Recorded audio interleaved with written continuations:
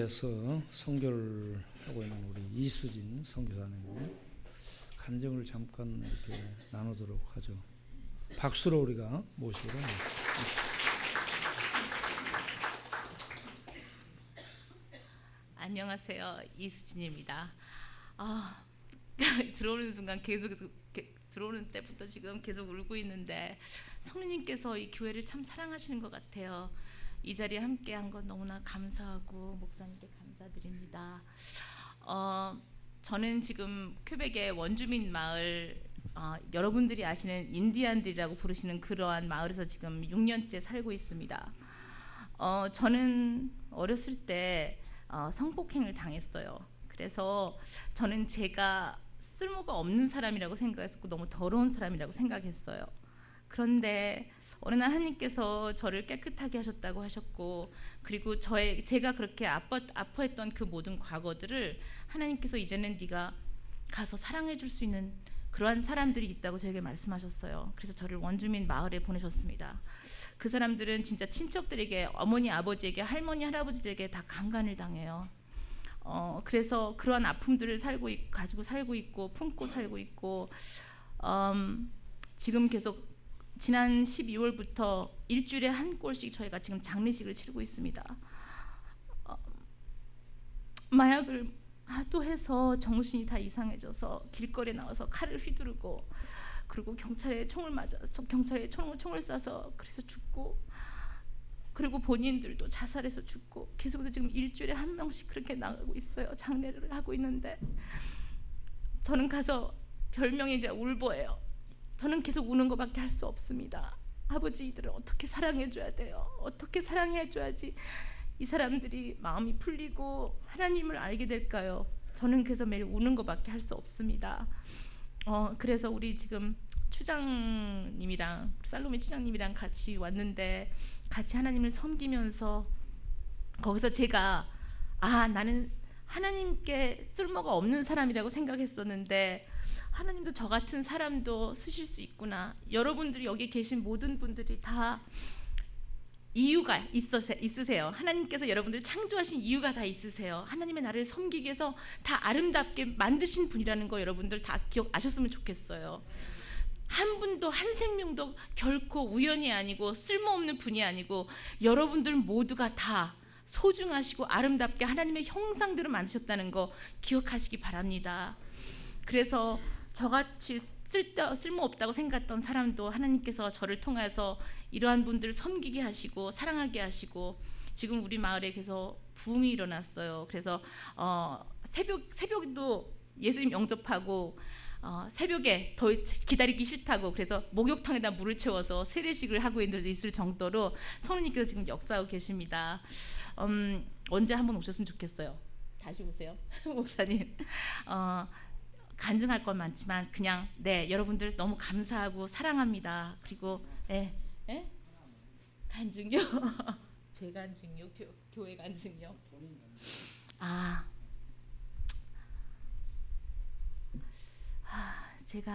저는 아주 어렸을 때 캐나다를 갔어요. 꼬마 때 저희 부모님이 저를 데리고 캐나다를 이민을 가셨습니다.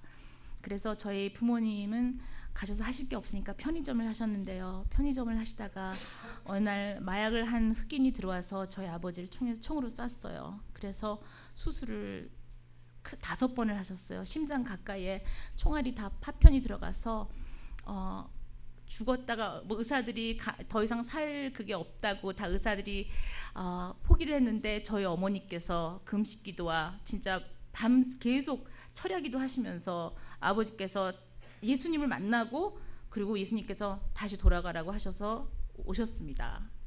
그러한 환경 속에서 제가 자랐는데요. 저는 그래도 하나님에 대해서 제가 너무 불신이 많았어요. 제가 너무 더러웠었고 하나님은 저 같은 더러운 사람을 쓸 수 없다고 생각했었는데, 하나님께서 어느 날 저에게 그렇게 반항하는 저를 부르시더니, 수진아, 너도 깨끗해. 내가 내 보혈로 너를 깨끗하게 해줬어 하시는 거예요.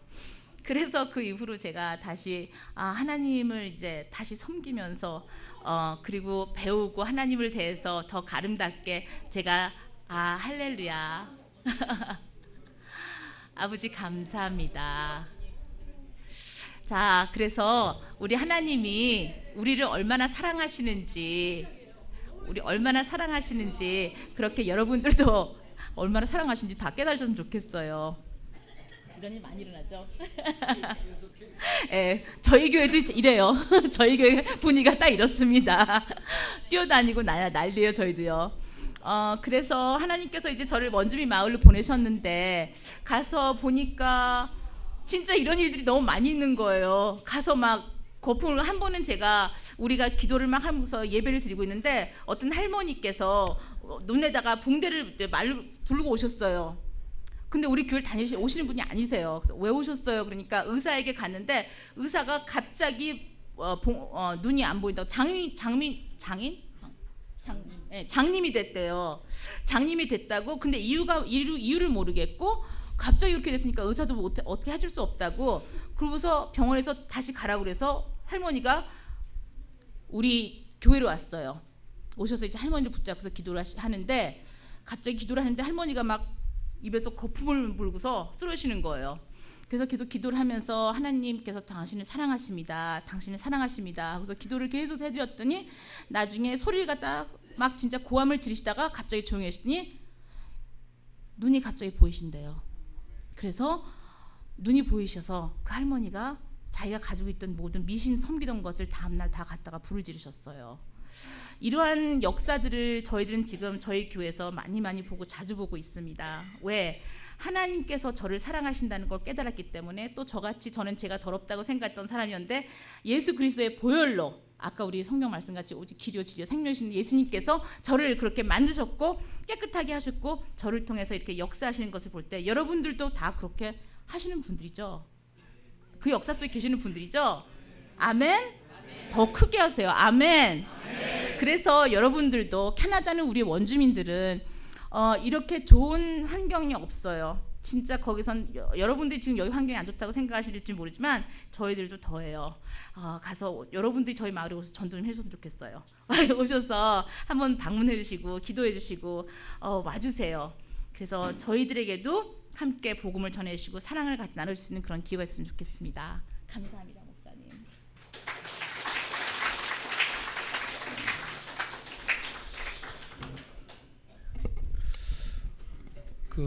우리 수진 양이 못 고칠 병에 걸렸을 때요.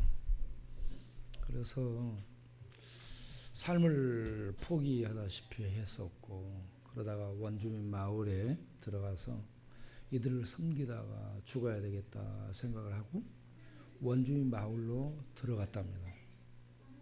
그렇게 해서 그들을 돕고 섬기는 중에 그 병이 나아버렸대요.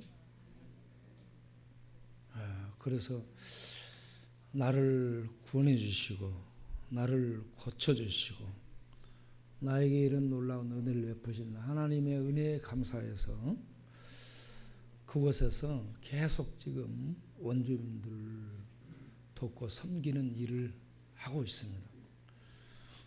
영어 잘하지, 불어 잘하지, 한국말을 잘하지, 어디 가서 취직해도 돈벌이 크게 할 수 있는 사람이에요. 영어를 아주 부드럽게 너무너무 잘합니다. 제가 이렇게 사람들을 많이 다니면서 들어봤는데 아주 잘해요. 그런 귀한 인재를 하나님이 그 원주민 마을에 보내셔서 지금 사역을 계속해서 돕도록 하고 있는데 전에 저희들이 가서 봤죠. 저 살로메 주장이 대단합니다. 큰 마을을 다스리고 있어요. 아주 행정력이 뛰어나고 그리고 믿음으로 이렇게 화합하기 때문에 큰 일을 해내고 있습니다. 앞으로 그곳에 놀라운 주의 구원의 능력이 임하기를 바라고 그 원주민 마을이 다 변화되는 역사가 있게 되기를 바랍니다. 어제 저녁에 우리 최인희 권사님이 또 그 카톡을 하나 보내줘서 그걸 보다가 우리가 간단하게 또 생각이 나고 전도 문구를 만들고 그러다 보니까 오늘 보여주면서 다시 한번 생각을 해봐야 되겠다 싶어가지고 그 동영상을 전에 봤어요. 그런데 이번 주가 초파일 주간이고 또 그러기 때문에 한 번 더 보면서 생각해 봐야 되겠다 싶어가지고 우리 동영상 보도록 하겠습니다. 다 아는 건데.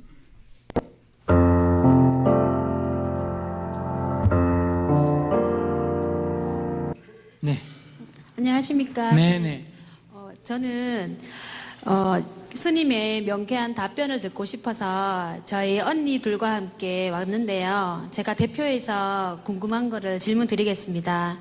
저는 내년이면 10년이 되는데 저희 친정 어머니께서 갑작스러운 사고로 돌아가셨는데요.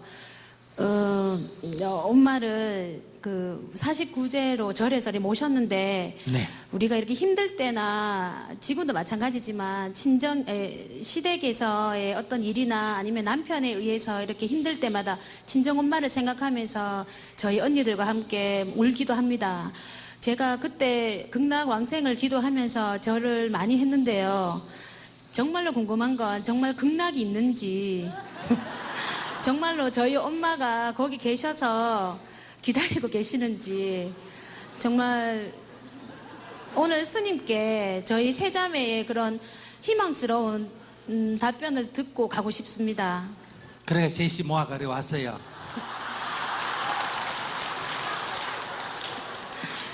자, 내 하는 말 따라하세요. 네, 믿는 자에게 복이 있나니, 믿는 자에게 복이 있나니, 믿는 자에게 복이 있나니, 믿는 자에게 복이 있나니, 천국이 너희 것이니라. 천국이 너희 것이니라. 믿는 자에게 복이 있나니, 저에게 복이 있나니, 천국이 너희 것이니라. 천국이 너희 것이니라.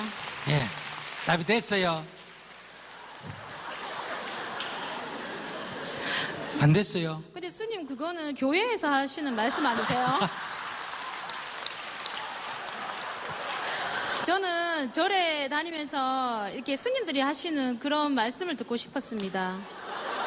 아니 지금 스님이 얘기하잖아. 스님이. 아니 스님이 얘기했는데 목사가 얘기한 얘기도 아닌데 왜 그래? 그러니까 믿는 자에게 복이 있나니 천국이 너희 것이니라. 이게 뭐예요? 극락이 있고 우리 어머니 극락에 갔다고 믿으면 누구한테 복이 된다? 어? 자기한테 복이 된다. 그 얘기인데 이게 꼭 그렇게 해야 알아들어져요. 그러니까 네. 극락이 있는지 없는지 따지지 말고 돌아가셨잖아. 그죠? 네, 돌아가셨는데 어머니 지옥 갔을 거다. 그럼 마음 편해요? 안 편해요? 안 편하죠. 그 다음에 아무것도 없다면 흩어져보고 아무것도 없다 이러면 좀 허전해요? 안 해요? 허전한데요. 그래. 예, 얘기 꿈에서도 안 들어봐. 나타나십니다.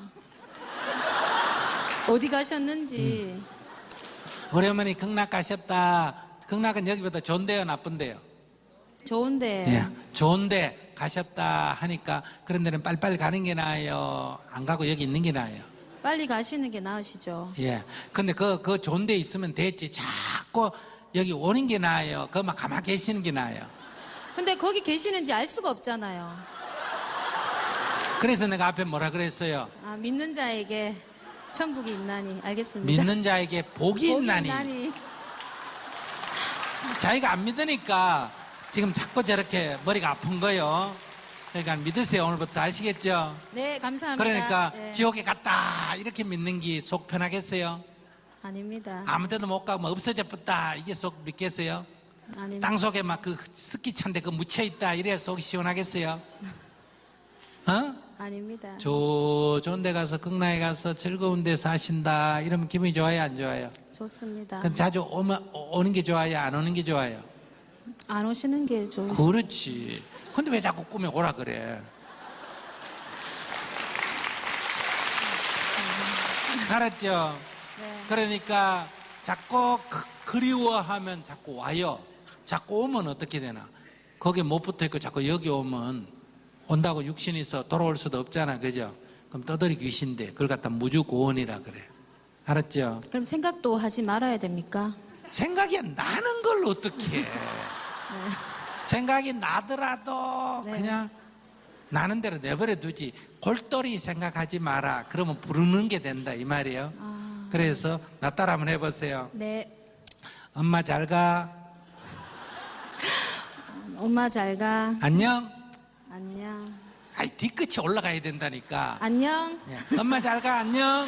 엄마 잘 가요. 안녕. 네.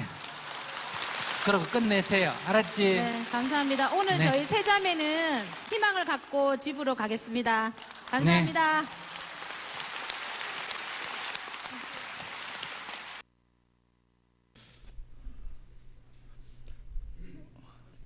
제가 이 대답을 보면서 참 이 대답이 얼마나 공허한가 하는 것을 느꼈습니다. 여러분들은 어떻게 느껴집니까? 공허하잖아요. 예? 예? 예. 예.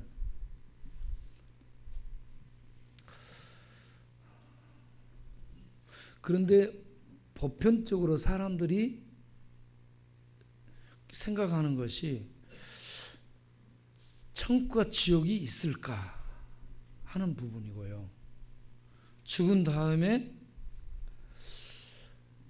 어떻게 하면 천국에 갈 수 있을까 하는 이 길을 아는 것이죠.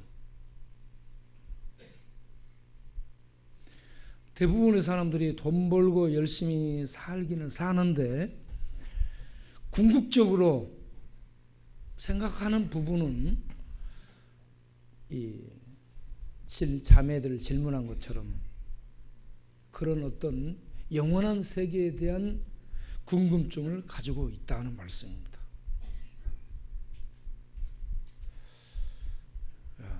그런데 이 답변자가 법륜 이 답변자가 너무 허망한 답변을 하고 있습니다.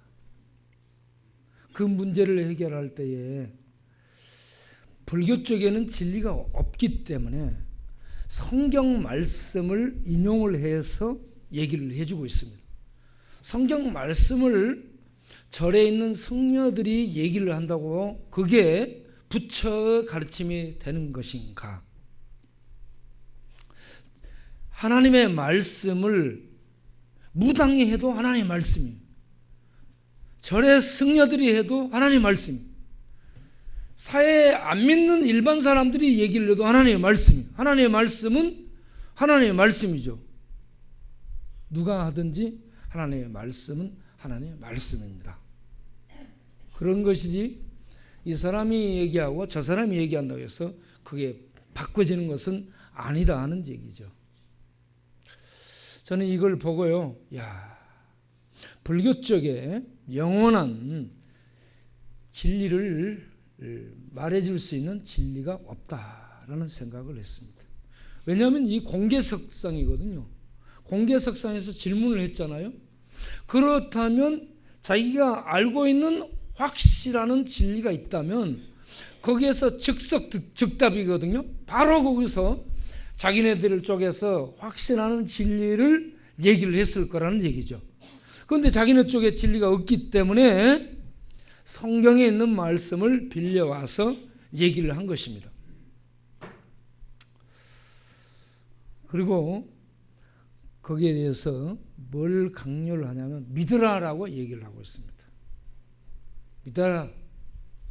그런데 믿어지지 않는다는 얘기죠. 천국이 있는지 지옥이 있는지 그들이 말하는 극락이 있는지 믿어지지 않고, 그리고 자기 어머니가 49절을 하고 절을 하고 그렇게 했는데 극락에 가 있는지 아니면 극락에 못 가 있는지 모른다는 얘기죠. 확신이 없다는 얘기입니다. 그런데 그냥 막연히 생각을 가지고 믿으라, 좋은 곳에 가 있을 것으로 생각하는 것이 본인에게 복이 된다라고 얘기를 하고 있습니다. 그러면 편해질 거라는 생각 얘기를 하고 있죠. 그래서 거기서는 분명한 진리가 없고 거기에 가게 하는 어떤 안내해 주는 그런 가르침도 없고 거기에 이 가서 살고 있을 거라는 어떤 확신도 없더라는 얘기죠. 그래서 이 시간에 우리가 영원히 붙들 진리라는 제목으로 말씀을 나누도록 하겠습니다. 항상 이 부분을 얘기할 때 제가 김준호 목사님이 떠오릅니다. 도래교회를 섬기던 이 김준호 목사님이 계명대 철학과를 졸업하고 학교에 조교로 남아있을 때 교수님이 이제 비게 되고 본인이 들어가서 대신 수업을 이렇게 땜빵하게 될 때에 학생 중에 한 명이 물었습니다. 선생님, 내가 영원히 붙들고 갈 수 있는 진리를 말씀해 주십시오. 본인이 생각을 해보니까 자기도 몰라요. 그래서 나도 모른다. 나도 그것을 찾기 위해서 공부 중에 있다 라고 얘기를 했습니다. 그러니까 그 학생이 책가방을 쌌습니다. 그리고는 질도 모르는 사람에게 무엇을 배울 수 있겠는가 라고 책가방을 싸들고 나갔습니다. 그 사람이, 그 학생이 나가고 나니까 김진홍 목사님도 자기를 생각해 보니 안 됐거든. 길도 모르는 내가 뭘 가르칠 수 있겠는가? 자기도 책가방 싸들고 나와버렸다 하는 이런 이 얘기를 늘 생각을 하게 됩니다. 그러다 이분이 철학책을 들고 엿장수하고 그렇게 돌아다니다가 선배를 통해서 성경을 읽게 되고 성경에서 예수님을 만남으로 말미암아서 그가 진리를 만나게 됐고 진리를 발견하게 됐고 그래서 새로운 인생을 시작하게 되었다라고 얘기를 했습니다. 철학을 추구해도 철학 속에 진리가 없습니다. 철학은 진리를 추구하는 학문일 뿐이죠. 진리 자체는 아니라는 얘기입니다. 그래서 참 영원한 이 진리는 어디 있을까? 진리는 무엇일까? 1차적으로 우리가 진리를 생각할 때 진리라 하면은 변하지 않는 것이어야 되지 않겠는가 이런 생각을 합니다.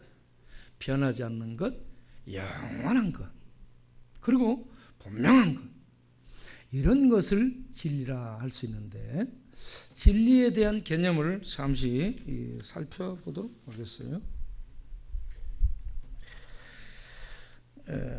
진리에 대한 히브리어는 에메트입니다. 그리고 헬라어로는 알레테이아죠.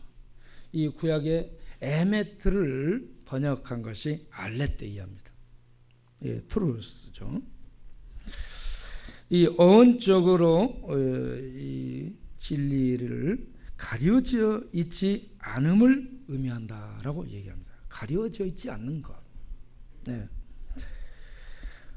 거기에 대한 설명으로 사건의 진상, 어떤 사건의 진상을 얘기할 때 이 에메트를 썼습니다.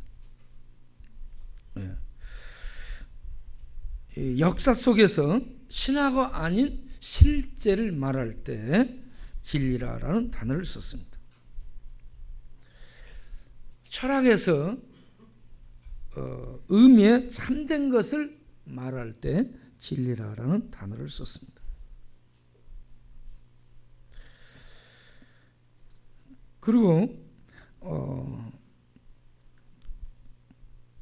이 진리는 인격적인 측면에서 말과 행동과 사상에 있어서 진실됨을 말하고 있습니다.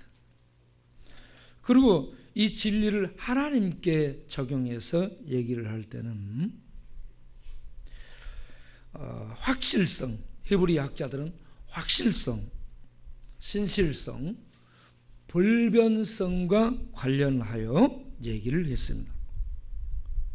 그러니까 진리라 하면 히브리 학자들은 신실하신 하나님을 가리키는 것, 신실하신 하나님의 말씀을 가리키는 것, 신실하신 하나님의 행함을 가리키는 것. 이런 것을 진리로 이해를 하게 됐습니다. 우리는 예수님이 이렇게 말씀한 바를 기억하고 있습니다. 요한복음 14장 6절에 예수님이 나는 길이요 진리요 생명이니 라고 말씀했습니다. 이거는 신적 선언이거든요. 나는 여호와다 하는 신적 선언을, 하나님이 자기에 대한 정체성을 그 백성들에게 알려줄 때 사용하는 그런 자기 명칭입니다. 신적 선언이자 자기 명칭. 나는 여호와다. 나는 스스로 존재하는 자다. 이렇게 말씀하신 하나님의 이 문구를 예수님이 그대로 자기에게 적용해서 나는 길이다. 나는 진리다. 나는 생명이다. 라고 선언을 하고 있습니다. 이렇게 말씀하신 분은 없습니다. 아마 법륜이라는 이분과 또 그의 많은 절에 있는 성녀들이 성경을 많이 읽는다고 그렇습니다. 원래 읽는데요. 왜 그 성경을 읽을까? 왜 또 멀리 읽을까? 자기네들 아무리 연구를 하고 이렇게 해봐도 공허하거든요. 붙들고 서 있을 수 있는 어떤 사실의 그 진리가 없습니다. 불교는 깨달음을 얘기하죠. 깨달음은 부처가 된다라고 얘기합니다. 누구든지 깨달으면 부처가 될 수 있다라는 얘기입니다. 깨달아서 부처가 됐다라는 것은 어떤 해탈의 그 무 속에 들어갔다는 얘기입니다. 불교에서 가르치는 것은 윤회 사상이죠. 사람이 이렇게 살다가 죽고 그러면 또 다른 것으로 태어나고 또 다른 것으로 태어나고 또 다른 것으로 태어나고 이렇게 계속 윤회한다는 얘기입니다. 이런 윤회를 벗어날 수 있는 것이 해탈이죠. 그런데 이런 이 해탈의 경지에 들어가는 것이 깨달음이라고 얘기합니다. 그 본인들의 노력, 본인들의 치성, 본인들의 어떤 덕, 본인들의 노력과 어떤 정성에 의해서 도를 깨달음으로 말미암아서 그런 해탈의 경지에 이를 수 있다라고 가르치는 거죠.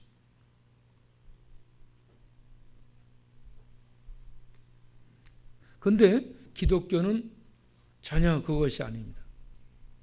우리는 치명적인 악을 가지고 있습니다. 죄입니다. 에덴 동산에서 아담과 하와가 추방당함으로 말미암아서 그 후손에게 계속해서 존재하게 된 죄. 이 죄를 우리는 가지고 태어나고 죄로 말미암아 죽음 아래 있는 존재들이기 때문에 인간 스스로 아무리 노력을 하고 치성을 들이고 덕을 쌓고 선행을 베풀어도 이 죄와 죽음의 이 세력을 벗어날 수 없다는 겁니다. 이거 인간의 한계성이거든요. 다른 종교에서는 인간이 노력해서 이걸 벗어날 수 있는 길이 있지 않을까라고 두드립니다. 이거 종교들이죠. 여러 종교들입니다. 그런데 성경은 인간은 아무리 노력해도 아무리 공부를 하고 아무리 근대화되고 아무리 과학화되고 아무리 문명화된다 할지라도 이 죄와 사망의 이 굴레, 이 세력을 벗어날 수 없다는 겁니다. 죄와 사망은 동전의 양측면 같습니다. 죄가 사망이고 사망이 죄고 그렇습니다. 그리고 죄와 사망 위에서 통치하는 악의 존재가 마귀죠. 이런 이 죄와 사망과 이 통치자 마귀의 수중을 인간이 아무리 노력한다 할지라도 벗어날 수 없는 것이 인간이다 라고 성경은 정의를 내립니다. 그러면 인간이 이런 죄와 사망과 이 강력한 마귀의 수중에서 벗어날 수 있으려면 더 강한 어떤 자가 와서 이 문제를 해결해 주셔야 인간은 거기서 벗어날 수 있는 길이 있다라는 얘기입니다. 그렇게 해서 하나님의 본래적인 생명에 이르게 되고 하나님과 함께 사는 영생을 얻을 수 있게 된다. 하나님은 그 길을 창세전에 계획을 하셨다. 바로 그 분이 예수 그리스도이시다라는 말씀입니다. 그래서 에베소서에 보면은 창세전에 하나님께서 그리스도 안에서 예정하사 계획을 가지셨다라는 말씀을 하고 있습니다. 이렇게 하나님이 창세전에 구원의 계획을, 구원의 길을 가지셨는데 이걸 족장인 야곱을 통해서 하늘과 땅을 연결하는 사다리 꿈을 통해서 보여주셨습니다. 하늘과 땅이 연결되는, 죄인들이 하나님께 나아갈 수 있는 길을 하나님이 여시겠다라는 얘기죠. 그렇게 예언으로 보여줬던 그 길이 바로 예수님 자신이시다는 얘기죠. 그래서 예수님이 내가 곧 그 길, 구약에서 예언했던 그 길 자체다라고 얘기하는 겁니다. 그리고 예수님 자신이 진리다라고 말씀을 합니다. 진리는 히브리인들이 생각할 때 변하지 않고 영원하고 절대적인 하나님을 가리키는 그러한 단어였습니다. 그러한 하나님을 예수님이 내가 그 하나님 바로 그 자체다라고 선언을 한 것이죠. 그리고 이와 같이 예수님이 하나님이신데 그 하나님께 생명이 있다. 생명 자체이며 영원한 생명이시며 영원한 생명을 줄 수 있는 분이다라고 말씀을 하고 있는 것입니다. 그래서 요한복음 14장 6절에서 내가 그 길이요 내가 그 진리요 내가 그 생명이니 나로 말미암지 않고는 나를 통하지 않고는 아버지께로 올 자가 아무도 없느니라. 오직 예수님만이 유일한 길이며 예수님만이 서 있을 수 있는 절대적인 진리이며 붙들어 갈 진리이며 그분이 서야 영원한 생명이 있다라는 말씀이죠. 이렇게 성경은 예수님이 절대적인 진리임을 밝혀주고 있습니다. 석가는 내가 진리다라고 말한 적이 없습니다.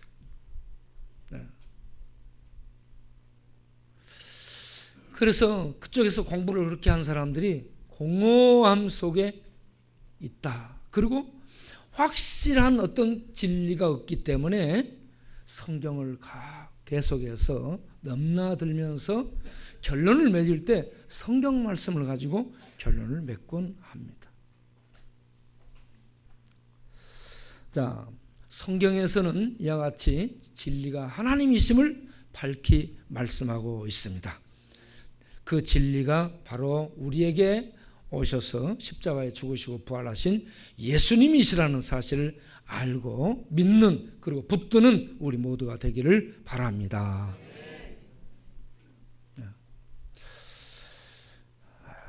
그리고 이 진리라면요 생명이라 했잖아요. 진리라면 죽지 않아야 됩니다. 영원히 죽지 않아야 돼요. 여러분 석가는 죽어서요 사리가 있다고 그렇습니다. 사리가 있는 곳곳마다 탑을 세워놨어요. 사리 하나 갖고 와서 탑 세워놓고 사리 갖다 여기다 탑 세워놓고 사리 갖고 와 여기다 탑 세워놓고 탑 뒤를 돌고 사리가 있다라는 것은 뭐예요? 사리가 그 사람의 뼈 조각인데 그게 전부 다 무덤이라는 얘기죠. 사리를 갖다 놓고 탑을 만들어 놓은 거 전부 무덤이에요. 무덤. 예? 그 무덤이 있다라는 거 그는 죽었다라는 얘기잖아요. 시체를 남겼다는 얘기잖아요. 죽어서. 그런데 예수님은 죽으신 다음에 죽음의 세력이 예수님을 가두고 있을 수 없었습니다. 죽음의 세력이 예수님을 제어할 수 없었습니다. 그래서 예수님께서 3일 만에 부활하셨습니다. 나는 부활이요 생명이라고 말씀하셨던 예수님께서 부활 자체를 입증하셨습니다. 3일 만에 살아나셨습니다. 죽음을 찢고 죽음을 깨고 죽음을 열고 살아나셨습니다. 마태복음 28장 6절에 천사가 뭐라고 얘기합니까? 그가 말씀하시던 대로 살아나셨느니라. 와서 그의 누우셨던 곳을 보라라고 말씀합니다. 예수님은 부활하셔서 빈 무덤을 남기셨습니다. 무덤이 비었다는 얘기입니다. 그럼 무덤이 비었고 그러면 거기에 있던 분이 도둑질을 가버렸다. 그러면 없어져서 다른 데 묻혀 있어야 될 거 아닙니까? 그런데 무덤도 비었을 뿐 아니라 그분이 실제적으로 살아나셔서 제자들에게 여기저기서 전부 나타나셔서 제자들을 만나 주셨다라는 말씀입니다. 예수님은 한두 사람에게만 나타난 것이 아닙니다. 수많은 제자들에게 나타났습니다. 그렇게 해서 그 많은 이 예수님의 부활을 만난 제자들이 예수님의 부활을 목도하고 증언을 하고 있습니다. 맨 마지막에 증언하는 자가 사도 바울이었습니다. 그가 맨 마지막에 만삭되지 못하여 난 자 같은 나에게도 나타났다라고 분명한 사실을, 부활이 분명한 사실임을 증거를 하고 있습니다. 그가 또 얘기했습니다. 고린도전서 15장 20절에 예수님은, 우리에게 나타나신 예수님은 사실은 부활의 첫 열매다. 이제 예수를 믿는 자들도 예수님과 같은 그런 부활로 부활하게 될 것이다 라는 사실을 말씀해 주셨습니다. 여러분, 영원한 진리시고 진리는 죽어서는 안 되는 영원한 생명이신데 영원히 살아야 되는 분인데 예수님이 죽음 속에 들어가서 죽음을 제거하고 죽음을 죽이시고 사흘 만에 하나님의 본래적인 신적 생명으로 짠하고 살아나셨습니다. 그런 다음에 이 부활을 믿는 자들이 이 부활 생명에 참여할 것을 말씀하고 있습니다. 이렇게 부활해서 사는 생명의 세계가 바로 천국입니다. 할렐루야. 그런데 세상 사람들은 이 천국에 대해서요 모르기 때문에 막연하게 좋은 곳이라고 생각을 하고 있습니다. 그래서 우리 동네 사람들이 돌아가실 때 보면 교회장으로 장례를 치러 달라는데 교회장으로 장례를 치르고 저희들이 가서 예배를 드리면 돌아가신 분이 혹시 좋은 곳으로 갈 수 있지 않을까라는 생각을 갖고 그렇게 합니다. 굉장히 정성을 들여서 그때 그 참석을 하고 그렇습니다.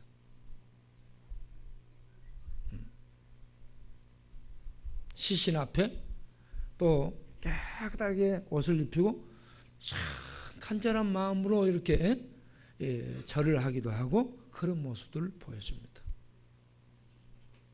그런데 제가 수백 번 얘기하잖아요. 죽은 다음에는 아무리 살아있는 사람이 열심히 해도 죽은 사람이 천국 가는 것은 아니다라는 얘기입니다. 본인이 예수님을 믿고 예수 진리, 예수 부활, 예수 생명을 본인이 담고 죽음의 속을 통과해서 부활 생명의 세계 하나님 나라에 본인이 가는 것이지 다른 사람이 아무리 울고불고 예배를 드리고 헌금을 해도 안 된다라는 얘기입니다. 그래서 우리들이요, 영원한 진리이신 하나님, 그 진리의 나타남이 예수님이신데, 이 예수님의 나타나심이 또 부활로서 영원한 생명을 가지신 진리신 하나님으로 부활을 통해 나타나셨단 말씀입니다. 이걸 보면 진리신 하나님은 죽지 않고 영원하신 분, 불변하신 분, 영원히 존재하시는 분이실진데 내 이분을 믿고 이분을 붙들고 이분이 다스리는 영원한 하나님 나라에 가야 되겠구나. 이러한 진리에 대한 알미 있기를 바라고, 이런 진리를 붙들고 살아가는 우리가 되기를 바랍니다. 아까 그 자매는 뭐라 했어요? 믿는 자에게 복이 있나니 천국이 저희 것입니다. 그랬습니다. 근데 뭘 믿어야 되는지를 얘기를 하지 않잖아요. 그냥 우리 엄마가 좋은 곳에 갔을 것을 믿으면 편하고 그게 복이 된다라고 얘기를 하고 있어요. 그런데 그 얘기를 듣고 우리 세 자매는 희망스러운 답변을 들고 돌아가겠습니다. 이러고 있어요.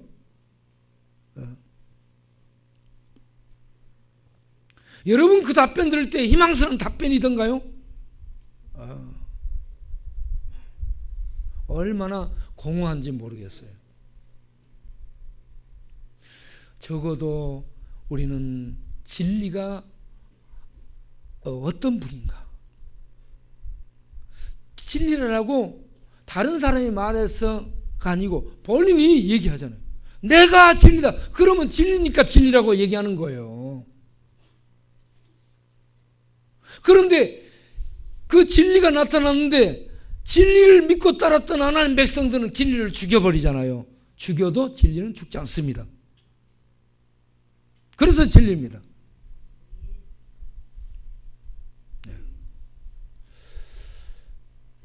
우리는 나는 부활이요 생명이니 나를 믿는 자는 죽어도 살겠고 살아서 나를 믿는 자는 영원히 죽지 아니하니 이것을 내가 믿느냐.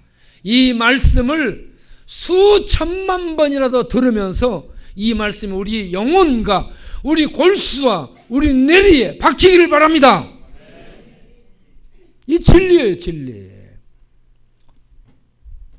베다니는 고대의 진 밖에 있는 마을로 알려졌습니다.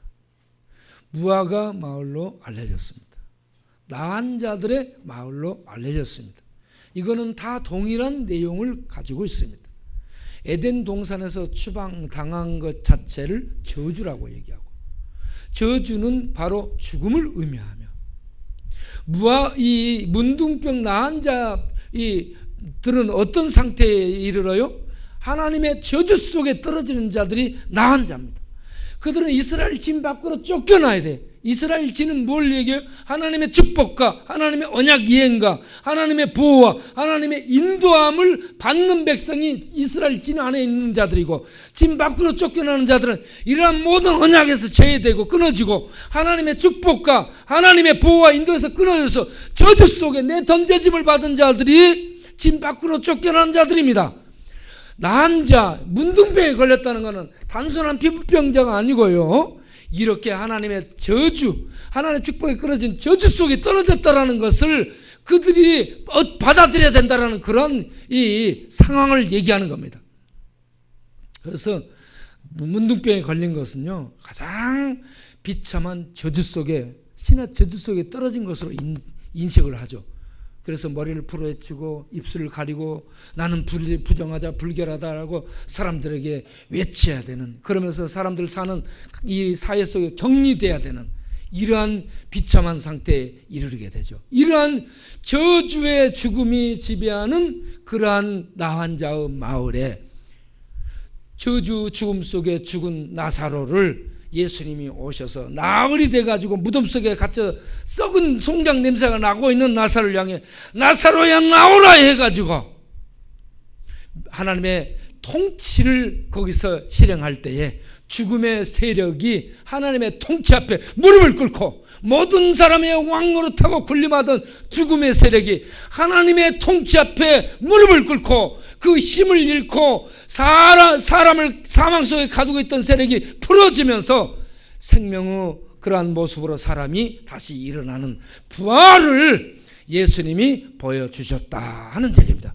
저주의 마을에서 죽음이 지배하는 그런 곳에서 저주를 풀어서 죽음을 풀어서 생명으로 일으킨 그 예수님이 바로 부활 생명을 소유한 본래적 신의 영원한 생명을 소유한 하나님 자신이었다는 얘기입니다.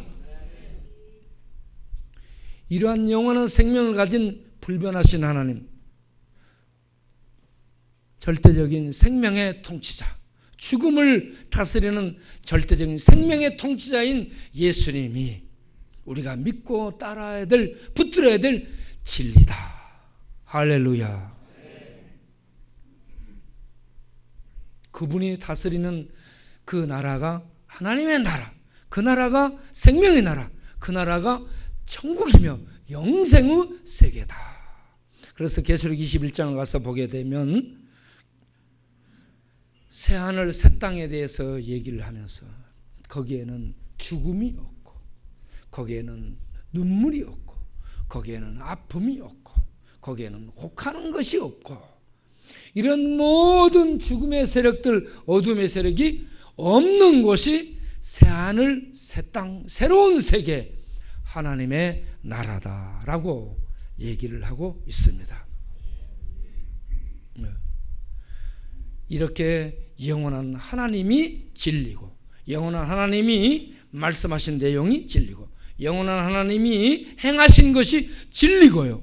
이 모든 것들을 진리로 믿고 따르는 자들이 진리의 선자요, 진리를 따라가면 그 진리로 말미암아 영생에 이르게 되는 것이 우리가 누릴 진정한 복이다라는 말씀입니다. 철학을 강론하는 불교에 종교적 의식이 대단합니다. 북을 치고 연불을 하고 그럴듯한 옷을 입고 우리아비타불, 나무아비타불 왔다 갔다 막 하면서 돌고, 그러게 뭐가 있을 것 같아요? 또 지금 연등 행사를 매일 저녁에 하면 춤추면 난리 법석을, 이 가로등 옆에 등들을 전부 달아가지고 그가 뭔가 등불을 켜놓고 뭔가 있을 것 같아요. 그런데 들어가서 보니 진리가 없더라. 무화과 나뭇잎이 무성한 것 같은데 그 안에 진리가 없더라. 진리는 예수님이 진리입니다. 진리는 하나님이 진리입니다. 진리는 하나님의 말씀이 진리입니다. 진리는 하나님의 행하심이 진리입니다. 다른 것들은 가짜고 다른 것들은 거짓이고 다른 것들은 없어집니다. 우리는 진리이신 하나님을 마르다가 오늘 고백한 것처럼 고백함으로 믿게 되기를 바랍니다. 27절에 마르다가 뭐라고 고백해요? 따라서 합시다. 주는 그리스도시요 살아계신 하나님의 아들이심을 믿나이다. 우리가요, 이 불교 쪽에서는 진리에 대한 확신도 없고요, 천국과 지옥에 대한 확신도 없고요, 천국과 천국을 가는 그 내용이 뭔가, 뭘 믿어야 가는지도 가르치지를 못해요. 그런데 우리는 분명합니다. 진리는 하나님이시고 또 천국과 지옥은 분명히 있으며 실제의 나라이며, 그리고 천국에 들어가는 그 길이 하나님이 보내신 진리이신 예수를 그리스도로, 하나님의 아들로 믿으면 된다라는 말씀입니다. 공덕을 쌓고 탑을 돌고 100번을 엎드렸다 일어났다 절을 하고 49제를 드리고 뭐 이런 것 저런 것을 해야 가는 것이 아니라 나를 위해서 이 땅에 오신 예수를 그리스도 기름 부음을 받아 하나님의 구원을 이루는 메시아로 알고 믿고, 그분은 하나님의 아들이라는 하나님으로 믿고 받아들일 때에 구원이 우리에게 적용이 되고 우리 것이 되고 구원을 얻은 우리들이 영생의 나라, 하나님의 나라에 들어가서 사는 축복을 얻게 된다. 그리고 이 예수님과 더불어서 사는 영원한 하나님의 나라가 이 땅에 도래하고 그 나라가 진리의 세계예요. 실제의 세계예요. 영원한 세계일 겁니다. 우리는 그 나라를 믿고 바라고 그 나라를 향해 살아가는 영적으로 눈뜬 자들, 진리의 눈뜬 자들이 되시기를 바랍니다. 기도하겠습니다.